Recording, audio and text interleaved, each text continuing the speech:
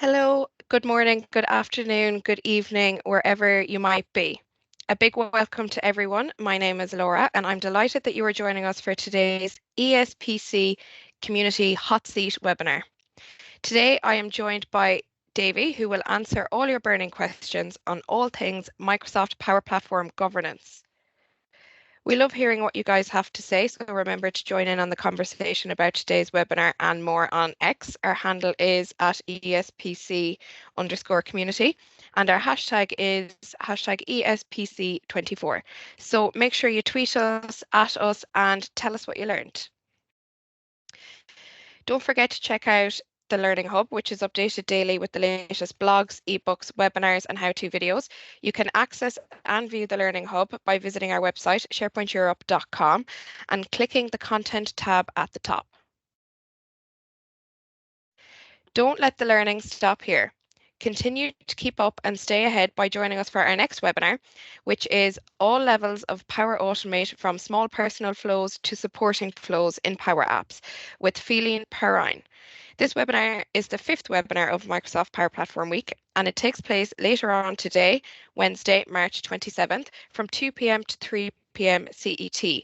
And for more information on this webinar, please check out sharepointeurope.com/Power Platform Week. So the European Power Platform Conference 2024 Super Early Bird Sale ends tonight. So please do ensure you snatch up a whopping €200 saving on 2-day tickets while they are still available. All 3-day tickets are sold out, so please, if you're thinking about attending, do ensure you snatch up a ticket now before it's too late. And you can check out sharepointeurope.com/European Power Platform Conference pricing to snatch up this offer and grab some tickets. Are you thinking about investing in your professional development? Or are you looking to enhance your Microsoft 365 knowledge? Or maybe you just want a change of routine? Well, look no further than ESPC. At ESPC, we will provide you with all of the above: professional development, enhanced knowledge, and of course, a break from the norm. So here are 5 fantastic reasons why you can't miss ESPC. So at ESPC, you will receive inspiring insights. You can immerse yourself in a wealth of fresh perspectives and leave with a new renewed sense of inspiration and motivation. You can also experience networking opportunities, so you can connect with like-minded professionals and expand your circle of industry contacts, which can open doors to potential collaborations and opportunities. And of course, you can boost your knowledge by gaining valuable insights and practical tips from industry experts that you can immediately apply to your work and projects. You can stay at the forefront of Microsoft industry trends by exploring the latest innovations, tools, and technologies that are shaping the future of your field. And of course, the community connection. Join a vibrant community of professionals who share your passions and interests, providing support, encouragement, and valuable connections along your professional journey. Are you ready to join us? If so, secure your spot today and get ready to dive into a world of learning, networking, and inspiration at ESPC in Stockholm this winter. And of course, you can snatch up the super early bird pricing at sharepointeurope.com/pricing. So this webinar will be a live questions and answers session. So type any question you might have into the questions box, or alternatively, you can raise your hand and I will unmute you and you can ask Davy your question then. So this hot seat webinar will also be recorded and added to the resource centre, where you will be notified by email when it is available. And now I'm going to pass you over to today's hot seat presenter, Davy. Hello, Davy, and thank you for joining us today. Hi, Laura. It's a pleasure, and I would say welcome to everybody here in the call. I think there's already a first question shared here in the Q&A, and I think it's a great one to start with. It's a question I receive when I deal with many large organizations, and the question is, how do you start introducing Power Platform into a global corporation? I did it myself in the past. I was working internally at a global corporation and then launch that Power Platform journey, I would say two important aspects is good to understand. First of all is what we call environment strategy. And I think I shared two links in the chat. Good to know is that the Power Platform is a platform. It means it connects components to each other, but it as well enables business users to use that platform easily. And it's good to understand as a corporation what you want to achieve. What is the goal that you want to have with that Power Platform? And in the links that I shared, you will see that Microsoft presents this in a kind of a pyramid with 3 layers. The bottom layer is what we call citizens development. The middle one is business development, and then you have enterprise-wide application development. And good to see what is each of them allowing and how can you handle and govern this inside your organization. Take the bottom one, citizens development. Here we aim for a platform where people can build something for themselves, and important is for themselves. It is where people can build a flow or an automation to automate their own work. It's good here that organizations maybe open that Power Platform for people to use it, to embrace that Power Platform technology, but just for themselves, as I was explaining, and try to avoid sharing too much with other people, because otherwise we can easily reach in the middle layer. If you keep an application or a flow only with a certain people, he is responsible for it. If it don't work, okay, you only have an impact on his own work, and there is no, let's say, large risk in an organization. The middle one is where the Power Platform can be used for business-wide applications. Here, even the business is still owning the application, maybe a government or an IT department will look in, is it going well? Is it built a little bit proper? Maybe you need a little bit more licenses to have more capacity in the Power Platform. So there is a different way that the Power Platform can be used. And then finally, on the top, you will have that enterprise-wide applications. And yes, the Power Platform is able to do it as well. It's not because it's a rapid application or a low-code application that we cannot build enterprise-wide ones. Those will be created mainly from within IT with pro developers knowing well how to build applications that can scale across the whole organization. And so it's important for an organization, if they start with the Power Platform, to look at what is the area that we're going to start. If they start in the bottom one, focus how you can embrace the whole organization by using that Power Platform. Do you start in the middle or in the top layer? It will have another way that you can do that journey. And to support organizations in that journey, the second link that I shared is an adoption framework. Microsoft is using a CMMI framework to translate it in what it means for an organization. How can you start with it? Because it's not just a tool that you open. First of all, you need maybe a vision. What is the goal that you want to do with that platform? A good example I saw a few months ago from a bank in Netherlands, Rabobank, who opened the platform and they told, look, we want to automate 1 million hours. And everybody in the organization can submit a small flow and explain them how they ideally optimize their work. And they will then deduct that amount from the global 1 million, and they want to reach as fast as possible to 0. And this is important to have a goal, have a vision on corporate level. How would you then use that Power Platform? Because you can do a lot with it, but you have to define KPI metrics as well as an organization to make sure that it's reaching the goals. Because important is the Power Platform, especially in an organization, always has to bring value. If it doesn't bring value, why would you then invest in this one? I hope that I covered a little bit that question on how the Power Platform in global companies can start. Think about the environment strategy and on the adoption. Hi, Davy. So I see someone has raised their hand here, so I'm just going to unmute them and let them ask their question. Yes.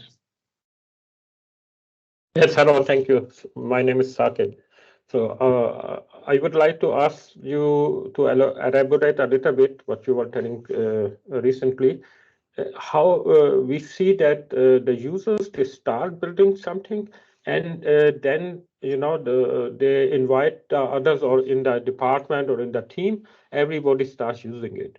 And there we have as IT problem how we can control this type of rapid increase of users, because we have no way in Power Platform somehow to have an overview who has our flow and who is using, how many people are using this.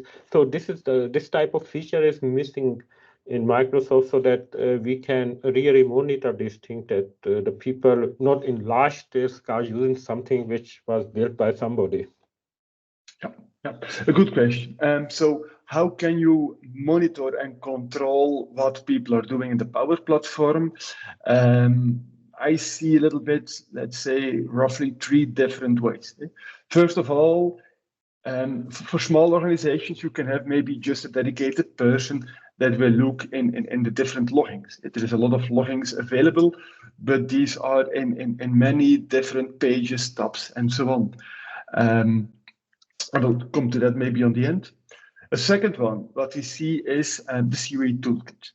There is a COE toolkit that is available, built together by Microsoft. It's not a tool from Microsoft, but Microsoft employees building together with the community a nice free toolkit that you can install inside an environment in your organization to have the whole information about your Power Platform.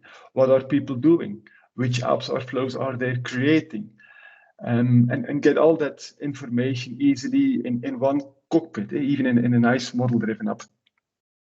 It's a good and a nice tool, but what we see with the tool is, first of all, it takes a little bit time to install and monthly to update.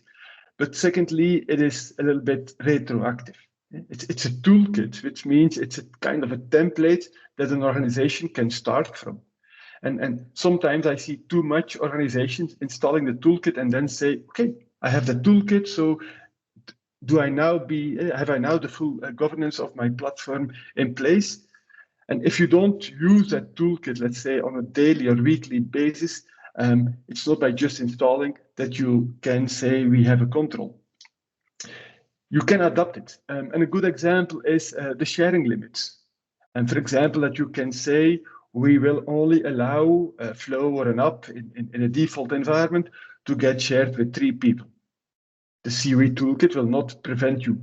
But what you can do is the toolkit will daily and mostly by night jobs collect all that information, all the new statistics, and you can build your own flows on top of it. You can have a Power Automate flow that will check each night if the number of shared users is updated, that you check what is the current value. And if it's above a certain threshold, that you then send a mail to that owner and inform them, oh, watch out, you overshared this application or flow, please adapt. But still, this is retroactive. And you ask, is Microsoft giving an answer here to even prevent this? And the answer here is now, yes, there is a way, and that's what we call managed environments. A managed environment is a way that a lot of the features on controlling the platform are now taken care by Microsoft and provided you as a service. There is one drawback, is that all the users that you have in an environment where you enable that managed feature requires a premium license. And here it's sometimes the struggle. Organization starts by that seeded license, what we have in Microsoft 365, and they want to control this. I would then recommend more go in a COE toolkit.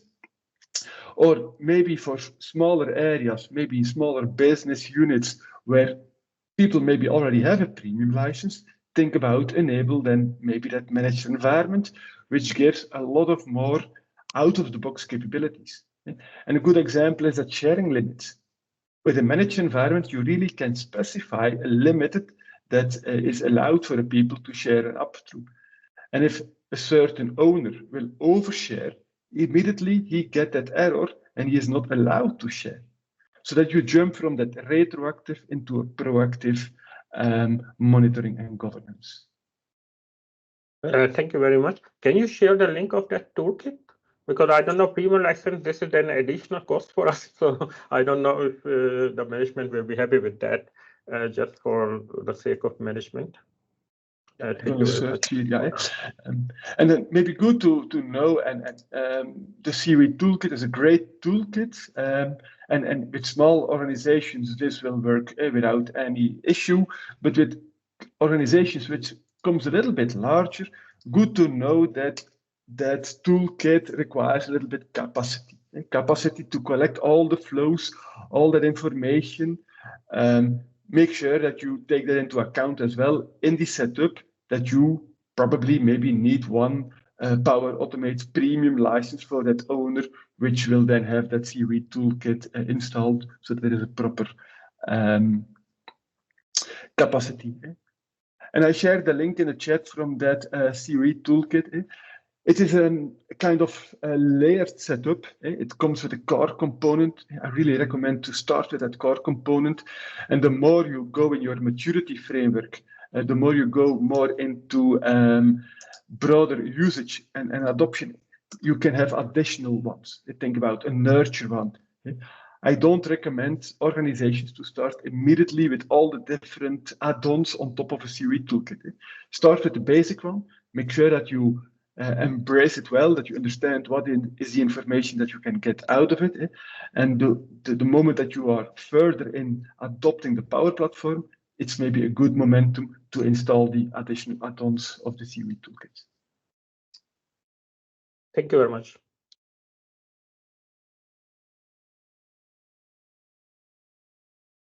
I see a few other questions. I see here a question from Marcin. How to manage a large number of end users in numerous Power Up solutions in a large organization? Does each app should have its own admin responsible? I think here again, looking to that environment, that pyramid, and always refer to that pyramid. Each different layer of that pyramid, especially in large organizations, will come with different environments. You will have an environment where people is allowed to use their own personal productivity. We'll have maybe a kind of a DLP policy that block enterprise-wide connectors that you don't want people to use just in a personal productivity. And for those ones, the business, the owner who created it is responsible for himself, not only for making sure that it's running well, but maybe to make sure that it is properly used and licensed. The moment that you share broader applications in the organization, remember that business layer, I would recommend to dedicate environments for those ones. Have then an owner that is responsible for that environment. It is not always somebody from IT. It can be somebody from the business. Think about an HR department where somebody from HR is owning that environment, and he acts as a kind of a product owner, and he will be the gatekeeper to see is a kind of application or flow okay to being installed or configured inside his own environment. Because sometimes it can happen. I like that HR example that a citizens developer wants to use information coming from HR. So does he then need to create his application in an HR environment? Maybe, or maybe not. An HR owner could then create maybe a custom connector or leverage that data to other environments so that people can use in their own safe space HR data without the need of having that flow or app created in an HR environment.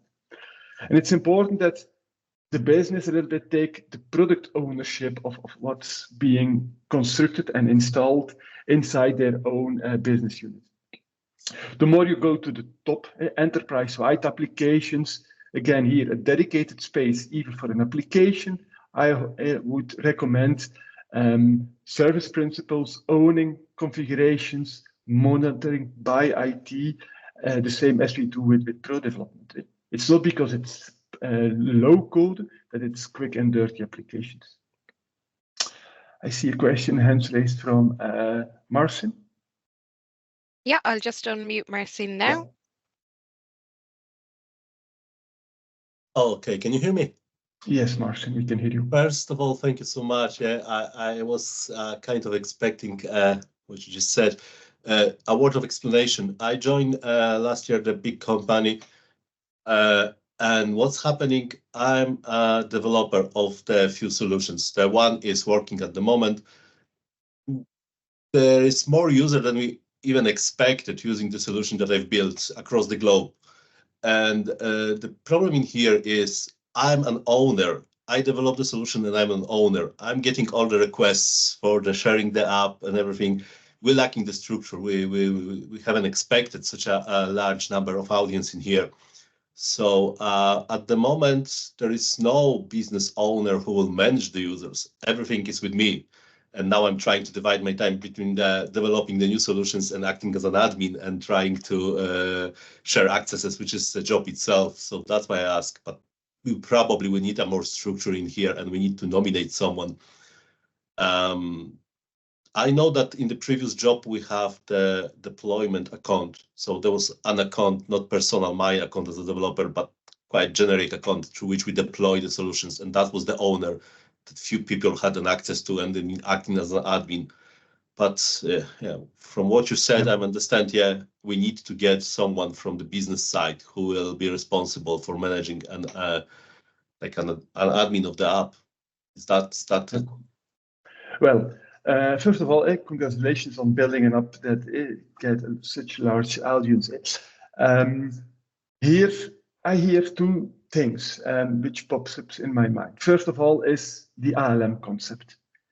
If I hear you build a nice application and you are owner because you developed it, it looks like that the app that you developed is immediately shared from in your development space to the external users. So being,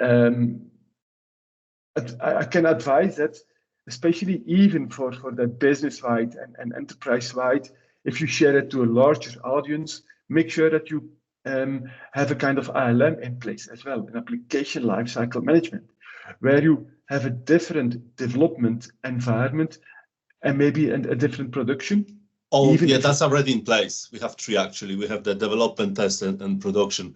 Yeah, we only share the production environment solution in the first place. Yeah, it's just the administration of the solution itself. It's getting to me, and I would love to have it done in some clever way. I was even thinking about the automation out there, but I think it leads to the one conclusion that we need an admin who will be doing this job. Question mine is maybe more technical. I'm still an owner of the app, so even if we recommend to the people what is the proper request access channel, they still actually sharing the link between themselves and clicking the option please share, which email is getting to me. Is there any way how I can prevent them by requesting the access through the app itself? It's a Canvas app. Is there any better way of maybe disengaging even this option of access request through the app when you're opening first time? So I try to understand the question. So first of all, on the first part, if you have indeed the proper ALM, I would recommend in production, use maybe technical accounts or even better service principles to own an application, so that if people take an action that would inform the owner, you will not get notified, but it's more like a technical account or a service principle. The second one, about the sharing, you can automate this a little bit more by using Active Directory groups. Instead of sharing it with individual people, you can maybe share it with an Active Directory group and then inform people if they want to have access to the application. And instead of you sharing it individual on the Canvas app level, you can then refer to the maybe global Active Directory group memberships that then IT can take that user and add it in the correct corresponding group, and then through the group membership they will have access as well. So that's another way where you can delegate more that way. And then for the license part, because sometimes you also need a license, that can be linked to an Active Directory group, that if the people is then assigning that Active Directory group, they will then have the proper license as well. Or for large organizations, if you have that managed environment capabilities that I referred earlier, you can have the auto license assignment on today. It's a feature that was announced a few months ago, where you can automatically assign a license the first time a user accesses an app. So that you don't get those mails from a people that access the first time an app. They suddenly need maybe a premium license, they don't have it, and then suddenly they need to reach out to whatever in the organization to request for a license. So here you see that this managed environment capabilities can have this kind of answers as well. Very good. Thank you so much. That's really like more than I expected. I really appreciate you helping here. You're welcome. So then let's see other questions in the chat. I see in the Q&A, so maybe I don't know if we answered questions, if they appear in the chat. Can you share a real-world insight or a case study from organizations that have success implemented Power Platform governance? What lessons can we learn? Let me see, there's even more context. Yeah, so first of all, I've seen many customers because I work with a lot of enterprise customers. I did it myself as well in the past when I was working at customer side. First of all, it's a journey. It's not something that you can prepare upfront and do all the configurations well. I see too much sometimes organizations trying to have all the knowledge, all the governance in place before actually starting with the platform and opening it for the users. It is a journey that both you as an organization for your users and IT needs to go through. And that's what I like as well on that adoption framework. That adoption framework comes in a kind of maturity model, and I will share, let me see if I see it somewhere, in a 5-layer strategy. And what I always recommend to organizations is look into that level for each of them. Where do you are on administration? Where are you on vision, on business value, and on governance? And look, where are you on today? And it's no shame if you see we are just in the beginning in a level 100, and figure out where do you want to go in 6 months or in a year, and then use that framework, which is detailed, explaining you what steps you need to take to go from one step to another. For example, about business value. If you want to measure properly business value, if you don't know what kind of KPIs you can calculate on an app, you cannot easily define a business value of an app when it's deployed. So I would say use this as a kind of roadmap to detail the steps that you want to take. And the most important one is then, of course, the admin area. And in that admin area, you will see that it's somewhere, I think, level 200 or 300, where they will explain, make sure that you have a CUE toolkit installed. So that is the first. Get insights of what's going on. Also a DLP policy.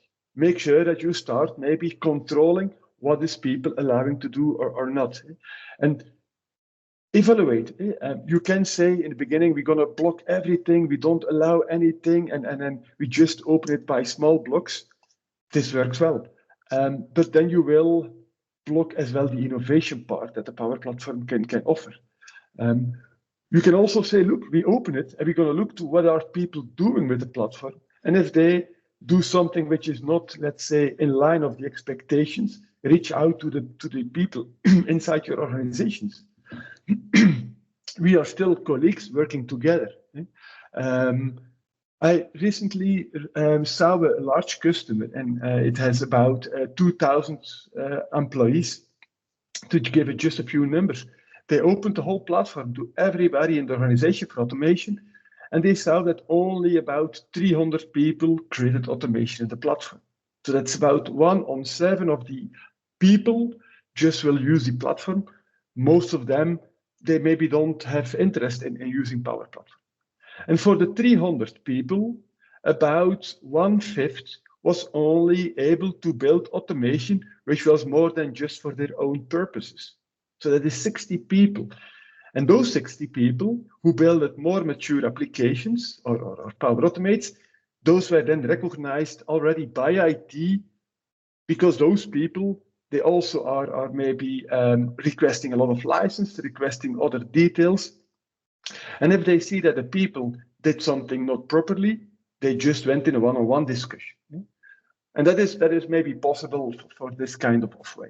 I have other organizations, large organizations around the whole scope, which have even more than 1,000 environments up and running. So in that case, you cannot do it anymore, let's say, on personal situation.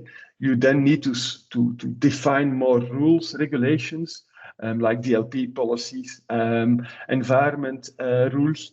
And here, I would say, make sure that you bring clarity on what people can do before they start, like the nurture part, that you send them a mail. Look, you have a Power Automate license. This is my guidelines. This is what you can do.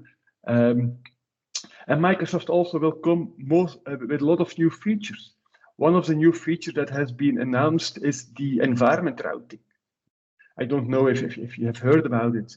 With environment routing, we will give people not immediately direct first access to the default environment if they want to start building it up. No, we're going to guide them through an own personal development environment. Because we see that too much people start using the platform, they are entering in the default environment and they treat it as a kind of playground or sandbox. And they just build some dummy stuff. Ideal for the development environment, but not ideal for a default environment. So here with environment routing, we can route them just to a personal space where they can build and see what the Power Platform can offer. And only when it's something that they build which is ready to get used, we can send with a proper pipeline it maybe to the default environment. And this is something you can do as well inside your organization. Define clear instructions, guidelines of what people can expect from an organization.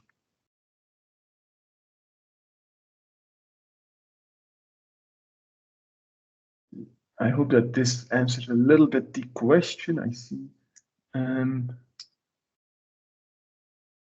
Yes, Nils, you have a question?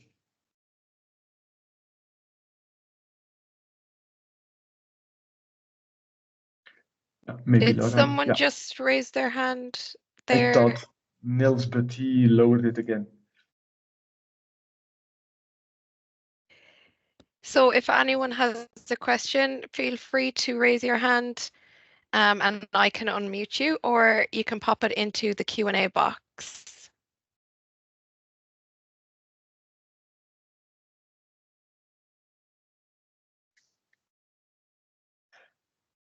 And maybe if there is not direct, let me see some questions. Are there any scalable challenges organizations should anticipate? Yeah, that's a very good question. Yes, Power Platform, and especially if we talk about scalability, let's look into two products. First of all, we have Power Apps, and secondly, we have Power Automate. For Power Apps, this is quite easy, because if you look to the license model, we have, or we call what we calling it a seeded license. You can build Canvas apps on top of a Microsoft 365 license. You can build as many apps as you want. There is no limit here, as long as it's in the context of a Microsoft 365. If you go further and you use more premium connectors, you then jump into premium license. And here we see sometimes organizations struggling. It's quite of an expensive licenses, so they try to build around that premium capability, mainly for the Dataverse storage. And so they're going to build SharePoint lists on top of a Canvas app.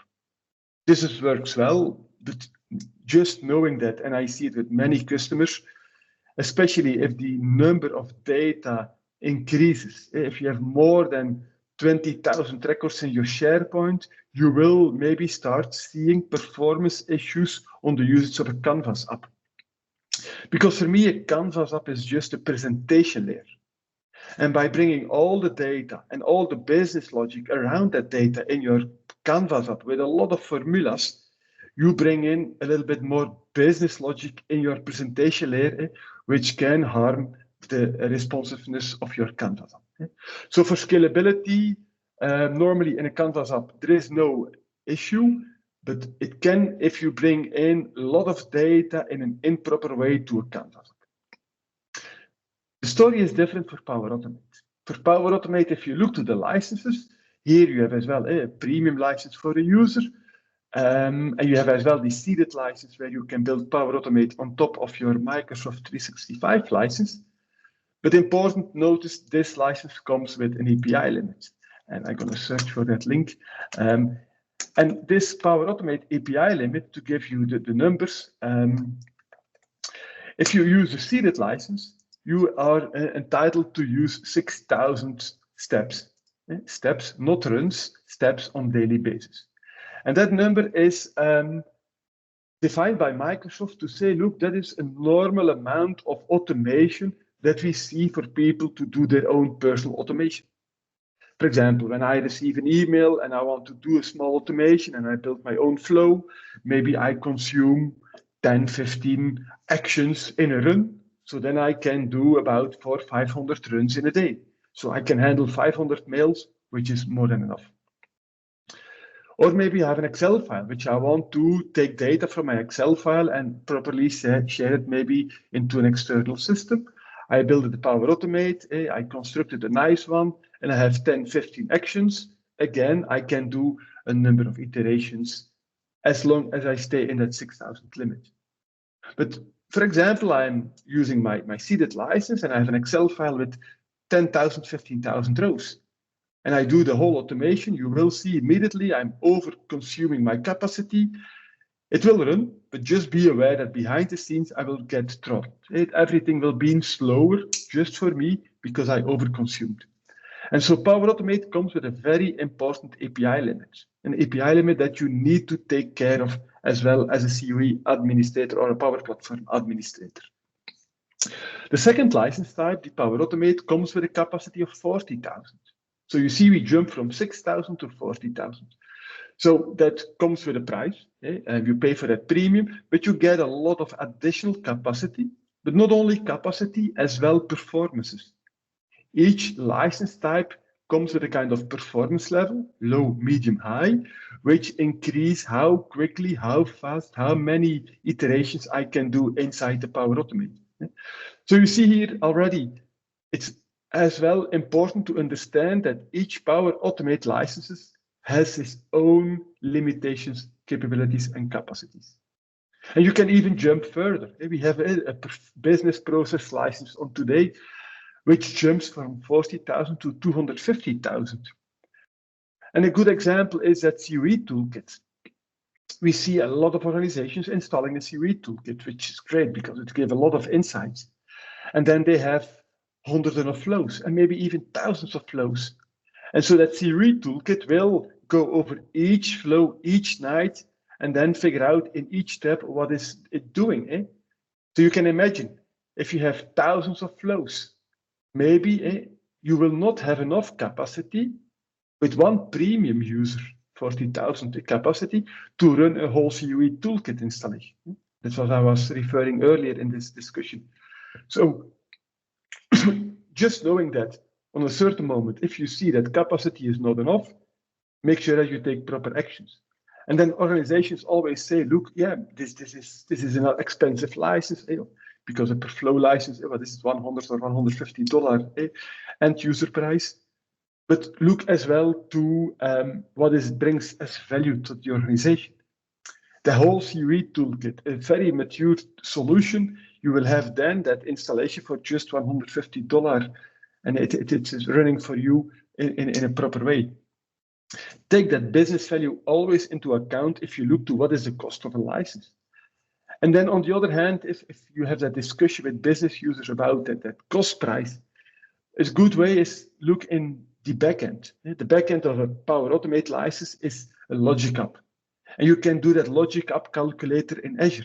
And if you would ask the same cost, what is a logic app running cost? If you did it your own in logic apps, you will see that the cost price is even 3 times, 5 times more than that Power Automate license. And if you show those numbers, sometimes people will then, especially business, accept to have that proper license. So to answer the question on, is there a limitation in the usage of a Power Platform?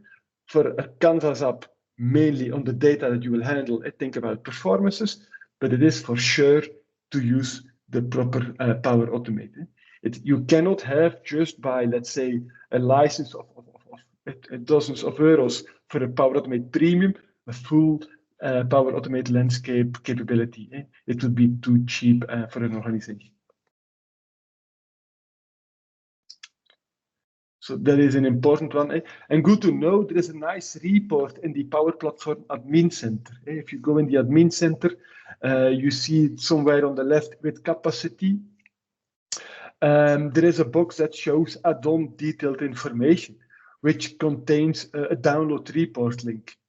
And it's a little bit hidden, but if you search for it, you can find it easily. You can download all the capacity reports daily out of the system. And one of the reports is the Power Platform API capacity request that you generate and that you do in the platform. And I would really recommend all the Power Platform administrators download that report and look to what is the capacity that each of the user has. It's nicely showing in an entitled column. It's then explaining even 8,000, even if you just get 6,000. Microsoft gave a little bit additional on top before we cap it off. But you will see as well how many do it consume. And if you see that people are over-consuming, think about the previous discussion. Go in an interaction with that user, look what is he trying to achieve. Sometimes it is a lack of business process knowledge that he can maybe filter out statements to reduce the number of requests. And make this as an instrument to discuss with people what they are able to do with the system, and look from a business value standpoint, is it maybe ideal or what licenses is needed? Brilliant. Thanks, Davy, for answering all those questions. So that seems to be all the questions we have in here today. And we have just gone over the half an hour, so we might wrap up the session there. But thanks to everyone for asking loads of great questions and for testing Davy's knowledge and really getting into the new platform governance. So I just wanted to say a huge thank you on behalf of the ESPC community to yourself, Davy, for taking the time today to carry out this hot seat webinar. We really do appreciate it.